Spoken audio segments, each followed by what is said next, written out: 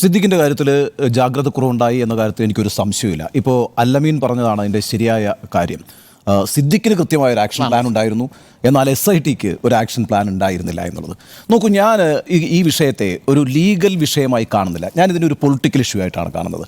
സിദ്ദിഖ് ഒരു political issue ആണ്. എന്തുകൊണ്ടാണ് ഞാനത് പറയുന്നത്?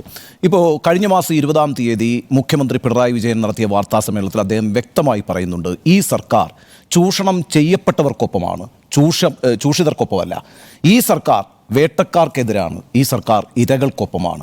അങ്ങനെ വളരെ വ്യക്തതയോടുകൂടി തന്നെ മുഖ്യമന്ത്രി പിണറായി വിജയൻ സർക്കാരിൻ്റെ നിലപാട് അവതരിപ്പിച്ചിട്ടുണ്ട് ജനങ്ങളുടെ മുമ്പാകെ. എന്നാൽ ഹേമ കമ്മിറ്റിയുമായി ബന്ധപ്പെട്ടും അനുബന്ധ പരാതികളുമായി ബന്ധപ്പെട്ടും സർക്കാർ അങ്ങനെ ഒരു സമീപനമാണോ എടുത്തിട്ടുള്ളത് എന്ന കാര്യത്തിൽ എനിക്ക് സംശയമുണ്ട്. നമുക്കെല്ലാവർക്കും അറിയുന്നത് പോലെ സംസ്ഥാനത്തെ ഒരു പ്രമുഖ നടി ലൈംഗികമായി ആക്രമിക്കപ്പെട്ടതിനെ തുടർന്ന് ആ സിനിമാ മേഖലയിലുള്ള ചില വനിതകൾ ഒന്നുയർന്ന് ഒരു സംഘടന ഉണ്ടാവുകയും ആ സംഘടനയുടെ ആവശ്യപ്രകാരം ഒരു കമ്മിറ്റിയെ നിയോഗിച്ച് ഈ ലൈംഗിക ചൂഷണങ്ങൾ പഠിക്കാൻ സർക്കാർ തീരുമാനിക്കുകയും ചെയ്തു. അതൊരു വളരെ പോസിറ്റീവായ സ്റ്റെപ്പാണ്. നമ്മളിത് നിരവധി തവണ ചർച്ച ചെയ്തിട്ടുള്ളതാണ്. എന്നാൽ കാലതാമസമൊന്നും കൂടാതെ തന്നെ എന്ന് തന്നെ പറയാം, ഹേമ കമ്മിറ്റി അതിൻ്റെ റിപ്പോർട്ട് സമർപ്പിച്ചു. 1 വർഷത്തിനുള്ളിൽ സമർപ്പിച്ചു. ഒരു എക്സ്റ്റൻഷനും അവർ ആവശ്യപ്പെട്ടിട്ടില്ല. ആ റിപ്പോർട്ട് എന്ന് പറയുന്നത് 2019 സർക്കാരിൻ്റെ കയ്യിൽ കിട്ടിയതിന് ശേഷം ഈ സർക്കാർ പുലർത്തിയ നിശബ്ദതയെക്കുറിച്ച് മാധ്യമങ്ങൾ പറഞ്ഞത് അവിടെ നിൽക്കട്ടെ, പ്രതിപക്ഷം പറഞ്ഞത് അവിടെ നിൽക്കട്ടെ, കഴിഞ്ഞ 2 ആഴ്ചയ്ക്കുള്ളിൽ 2 കോടതി വിധികൾ ഉണ്ടായല്ലോ. ആ 2 കോടതി വിധികൾ ഉണ്ടായത് ഹൈക്കോടതിയിൽ നിന്നാണല്ലോ. ആ ഹൈക്കോടതിയിൽ നിന്ന് എത്ര ശക്തമായ വിമർശനമാണ് സർക്കാരിന് കേൾക്കേണ്ടി വന്നത്. ഈ മാസം 10-ാം തീയതി ഹൈക്കോടതി പറഞ്ഞിരിക്കുന്നത് ശക്തമായ നിരീക്ഷണമാണ്. അതായത് ഈ എക്സിക്യൂട്ടീവിൻ്റെ സമീപനം എന്ന് പറയുന്നത് ലെഥാർജിക്കായിരുന്നു എന്നാണ്. അലസമായിരുന്നു, നിസ്സംഗമായിരുന്നു, നിശബ്ദമായിരുന്നു. ഒരു സ്റ്റേറ്റിന് ഇത്തരം കാര്യങ്ങളിൽ സൈലൻസ് അവരുടെ ഓപ്ഷനായി കൂടാ എന്നുകൂടി ആ വിധിയിൽ പറയുന്നുണ്ട്. അപ്പോൾ ആ അർത്ഥത്തിൽ അതിശക്തമായ വിമർശനം കോടതി ഉന്നയിച്ചു. ഇന്നത്തെ വിധിയിലും കോടതി പറയുന്നത് എന്താണ്? മിസ്റ്റീരിയസ് ആണ് സർക്കാരിൻ്റെ പ്രവർത്തനം എന്നാണ്. അപ്പോൾ സർക്കാർ ഇക്കാര്യത്തിൽ ഒരു പൊളിറ്റിക്കൽ വില്ല് കാണിക്കുന്നുണ്ടോ? നമുക്കറിയാമല്ലോ, ഈ സ്ത്രീ സമത്വം എന്ന് പറയുന്ന ഒരു ഇടതുപക്ഷ ആശയമാണ്. ആ ഇടതുപക്ഷ ആശയത്തെ ഉയർത്തിപ്പിടിക്കുകയും അത് പ്രാവർത്തികമാക്കാൻ ശ്രമിക്കുകയും ചെയ്യുന്ന പാർട്ടികളെയാണ് നമ്മൾ ഇടതുപക്ഷ പാർട്ടികളെന്ന് വിളിക്കുന്നത്. അങ്ങനെ ഒരു അനുഭവം കൂടി നമുക്കുണ്ടല്ലോ. ഇപ്പോൾ 2018 ശബരിമലയിൽ സുപ്രീം കോടതി വിധി വന്നപ്പോൾ ശബരിമലയിൽ സ്ത്രീകളെ പ്രവേശിക്കാൻ വേണ്ടി വളരെ കൃത്യമായ നടപടികളെടുത്ത സർക്കാരാണല്ലോ ഈ സർക്കാർ. ആ സർക്കാരിന് ഒരു കാര്യമുണ്ട്. ആ സർക്കാരിന് നേരിട്ട വെല്ലുവിളി എന്താണെന്നറിയാമോ? അവർക്ക് ഒരു ജാഗ്രത കുറവുണ്ടായിരുന്നുകൊണ്ടല്ല ആ പരിപാടി ചെയ്തത്. അവർക്ക് നന്നായി അറിയാം നടക്കാനിരിക്കുന്ന തെരഞ്ഞെടുപ്പിൽ ഒരു വലിയ വിഭാഗം തങ്ങൾക്കെതിരാകുമെന്നും അത് തിരിച്ചടി ഉണ്ടാക്കുമെന്നും അറിഞ്ഞുകൊണ്ട് തന്നെ ആ റിസ്ക് എടുത്തുകൊണ്ട് സ്ത്രീ സമത്വം എന്നൊരാശയം അവതരിപ്പിച്ച ആളുകളാണ് ഈ പറയുന്ന ഇടതുപക്ഷ സർക്കാർ. പക്ഷേ ഹേമ കമ്മിറ്റിയുടെ കാര്യത്തിൽ അത് എന്തുകൊണ്ടുണ്ടായില്ല? അവിടെയാണ് ഞാൻ പറയുന്നത് ഒരു പൊളിറ്റിക്കൽ ഇഷ്യൂ ആണെന്ന് പറയുന്നത്. നോക്കൂ, നമ്മുടെ നാട്ടിലെ ഈ സിനിമാ വ്യവസായം എന്ന് പറയുന്നത് ചെറിയൊരു ഇൻഡസ്ട്രി അല്ലല്ലോ. ഒരു ഇൻഡസ്ട്രി എന്നെടുത്താൽ തന്നെ അത് ആയിരക്കണക്കിന് കോടി രൂപയുടെ വരുമാനം ഉണ്ടാക്കുന്ന ഒരു ഇൻഡസ്ട്രിയാണ്. അവിടെ 10,000-കണക്കിന് ആളുകൾ പ്രവർത്തിക്കുന്നുണ്ട്. അതവിടെ നിൽക്കട്ടെ. സിനിമ എന്ന കലാരൂപത്തിന് സമൂഹത്തിലുണ്ടാക്കാൻ കഴിയുന്ന സ്വാധീനം എന്ന് പറയുന്നത് ചെറിയൊരു കാര്യമല്ലല്ലോ. ആ സാമൂഹ്യ മാധ്യമം, അതൊരർത്ഥത്തിൽ വലിയൊരു സാമൂഹ്യ മാധ്യമമാണ് സിനിമ എന്ന് പറയുന്നത്. അവിടെ ആ സിനിമയിൽ താരങ്ങളായി നിൽക്കുന്നവരെന്നൊക്കെ പറഞ്ഞാൽ വലിയ രീതിയിൽ ജനസ്വാധീനമുള്ള ജനപിന്തുണയുള്ള മനുഷ്യരുമാണ്. അപ്പോൾ ആ അർത്ഥത്തിൽ ആ മേഖലയുമായി ബന്ധപ്പെട്ട് നിൽക്കുന്ന വളരെ പ്രമുഖരുമായി എന്ത് കൊടുക്കൽ വാങ്ങലാണ് ഈ സർക്കാരിനുണ്ടായിരുന്നത് എന്നാണ് എൻ്റെ ചോദ്യം. 4.5 വർഷം ഈ റിപ്പോർട്ട് പൂഴ്ത്തിവെച്ചത് ആരുടെ സമ്മർദ്ദത്തിന് വഴങ്ങിയാണ്? അങ്ങനെ ഒരു സംശയം എനിക്കുണ്ട്, അല്ലെങ്കിൽ പലർക്കുമുണ്ട്.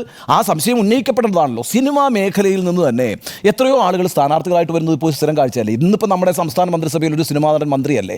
അതേപോലെ ഇന്നൊരു കോടതിയിൽ പോയ അറസ്റ്റ് വരിക്കപ്പെട്ട MLA മുകേഷ് ഒരു സിനിമാ നടനല്ലേ. 2011 തെരഞ്ഞെടുപ്പിൽ കോൺഗ്രസ് വോട്ടും പിന്നല്ല.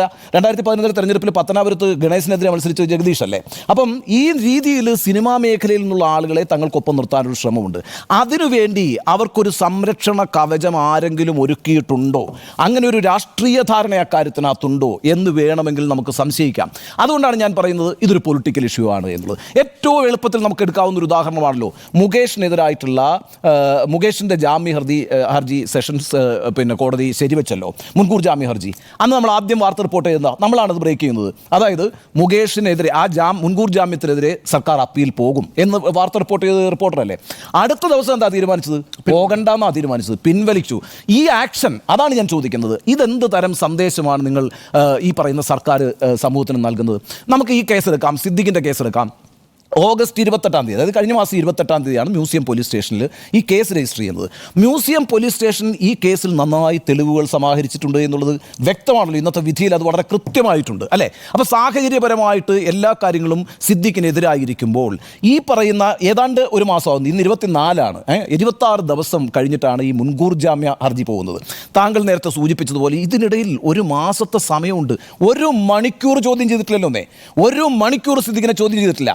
അതിനുശേഷം ഇന്നലെ എന്താ സംഭവിച്ചത്? ഇന്ന് ഈ കോടതിയുടെ സാധാരണഗതിയിൽ കോടതിയിലേക്ക് ഒരു മുൻകൂർ ജാമ്യ ഹർജിയുമായി ഒരാൾ പോയാൽ അയാൾക്കെതിരായിട്ട് ശക്തമായ എവിഡൻസ് കയ്യിലുണ്ട് എന്ന് വ്യക്തമായ ധാരണയുള്ള SIT എന്താ ചെയ്യുക? അയാൾ മോണിറ്റർ ചെയ്തുകൊണ്ടിരിക്കും, അയാൾ നിരീക്ഷിച്ചുകൊണ്ടിരിക്കും, അയാൾ അങ്ങോട്ട് പോയിക്കൊണ്ടിരിക്കുന്നു എന്ന്. ഈ സിദ്ദിഖ് എന്ന് പറഞ്ഞ ഒരാളെ കണ്ടെത്താൻ അത്ര ഒരു പ്രയാസവും ഇല്ലല്ലോ. കാരണം വെച്ചാൽ അത്ര പോപ്പുലർ ആയിട്ടുള്ള ഒരു നടനാണ് അദ്ദേഹം എങ്ങോട്ട് മൂവ് ചെയ്യുന്നു എന്നുള്ളത് രഹസ്യമായി നിരീക്ഷിക്കേണ്ടത് SITയുടെ ഉത്തരവാദിത്തമല്ലേ? അതുകൊണ്ടാണ് SITക്ക് ഇക്കാര്യത്തിൽ പ്ലാൻ ഉണ്ടായിരുന്നില്ല, പക്ഷേ സിദ്ദിഖിന് വളരെ കൃത്യമായിട്ടുള്ള പ്ലാൻ ഉണ്ടായിരുന്നു.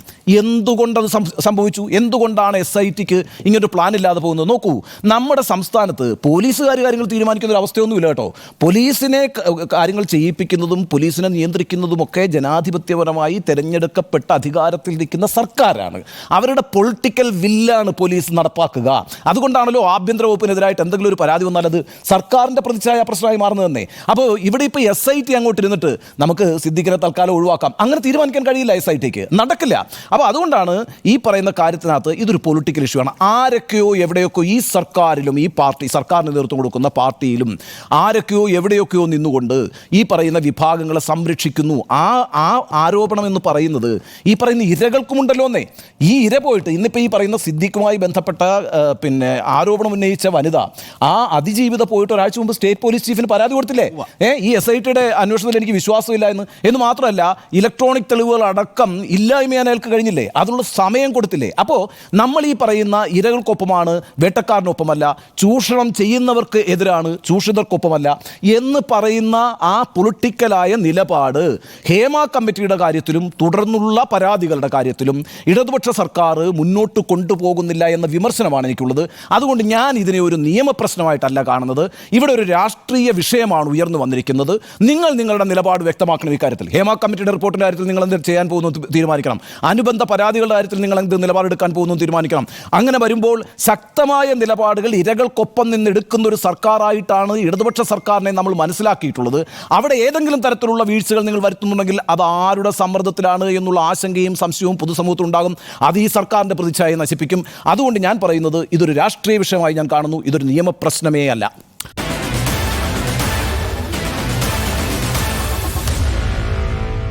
Meet the editors.